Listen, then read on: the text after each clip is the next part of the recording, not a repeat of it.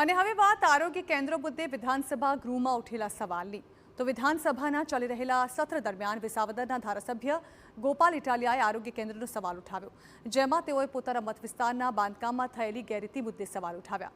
કહ્યું કે કોઈપણ સરકારી દવાખાનાના બાંધકામ સમયસર પૂરા નથી થતા અને જ્યાં બાંધકામ થાય છે ત્યાં ભયંકર ભ્રષ્ટાચાર થાય છે।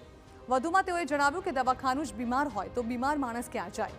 આ સાથે જવાબદાર અધિકારી કોન્ટ્રાક્ટર્સ વિરુદ્ધ કરાયેલી કાર્યવાહી અંગે તેઓએ જવાબ માંગ્યો। તો બીજી તરફ સાવરકુંડલાના ધારાસભ્ય મહેશ કસવાલાએ ગોપાલ ઇટાલિયાના સવાલનો વળતો જવાબ આપ્યો। જણાવ્યું કે ભ્રષ્ટાચાર સામે સરકાર કડક કાર્યવાહી કરે છે અને બરડિયા આરોગ્ય કેન્દ્રની બેદરકારી સામે આવતા એજન્સીના પોતાના ખર્ચે કામગીરી પૂર્ણ કરાઈ છે। તેમજ જવાબદાર કર્મચારીઓને ચાર્જશીટ ફટકારી એજન્સી વિરુદ્ધ કાર્યવાહી કરાઈ હોવાનું જણાવ્યું। જો અમારા વિસાવદર તાલુકાના બરડિયા ગામના સરકારી દવાખાનાના સંડાસનો નળ એની વાત પણ આજે વિધાનસભા સુધી પહોંચાડવી પડે એ અમારા માટે દુઃખનો વિષય છે।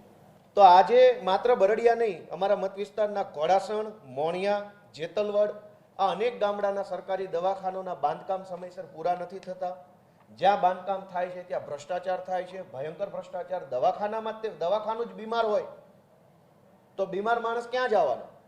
ઉલ્લેખ કર્યો છે, મારે કહેવું છે કે જે પ્રાથમિક આરોગ્ય બરડિયાના ગામની વાત કરી છે, આરોગ્ય કેન્દ્રની અંદર જે પ્રકારની ક્ષતિ હતી એને સુધારણાનું કામ જે તે એજન્સીના ખર્ચે અને જોખમે પૂરું કરવામાં આવ્યું છે। જે કર્મચારીઓ એમના માટે દોષી હતા એમને ચાર્જશીટ પણ આપવામાં આવી છે અને એજન્સીને 3 વર્ષ માટે ડિબાર્ડ પણ કરવામાં આવી છે।